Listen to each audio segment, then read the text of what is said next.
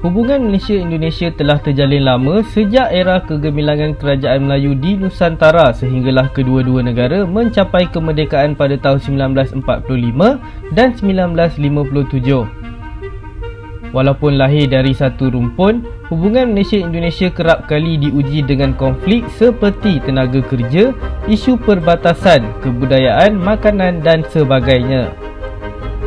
Sebagai contoh, kekalahan pasukan bola sepak Malaysia dengan pasukan lain dimaafkan asalkan bukan dengan pasukan Indonesia, begitulah juga sebaliknya. Sebelum tu, jangan lupa tekan butang subscribe dan setkan loceng kepada all untuk update video-video kami yang terbaru. Di sebalik persaingan dan konflik yang berlaku antara Malaysia dan Indonesia ini, beberapa perkara yang secara tidak sedar telah kita kongsi sekian lama. Antaranya, Upin Ipin. Upin Ipin merupakan siri animasi terbitan Les Copak Production Malaysia. Watak-watak dalam siri animasi ini bukan sahaja menarik perhatian kanak-kanak, malahan orang dewasa. Selain watak-watak yang menarik, siri ini juga secara dasarnya memaparkan budaya Malaysia.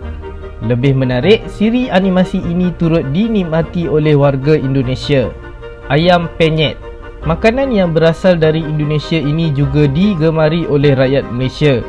Ayam penyet merupakan hidangan ringkas nasi putih, sambal dan ayam goreng.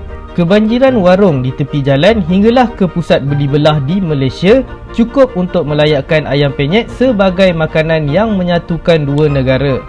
Siti Nurhaliza.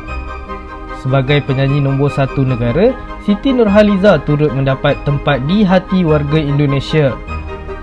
Selain tahu mengenai Siti Nurhaliza, ada dari dalam kalangan warga Indonesia yang boleh menyanyikan lagu-lagu nyanyian Siti Nurhaliza dengan baik.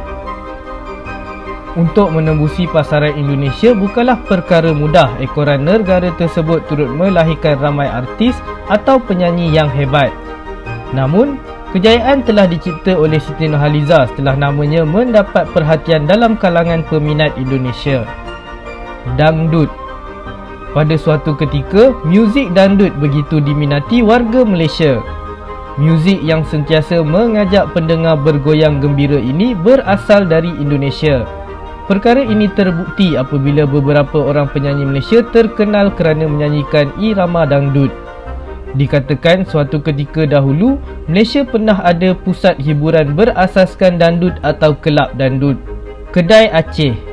Secara tidak sedar, perniagaan peruncitan dan perkhidmatan di Malaysia telah dikuasai oleh warga Aceh dari Indonesia. Lebih mesra dengan panggilan Kedai Aceh, kedai ini dikunjungi bukan dari kalangan warga Indonesia di Malaysia sahaja, malahan turut mendapat kunjungan dari warga Malaysia.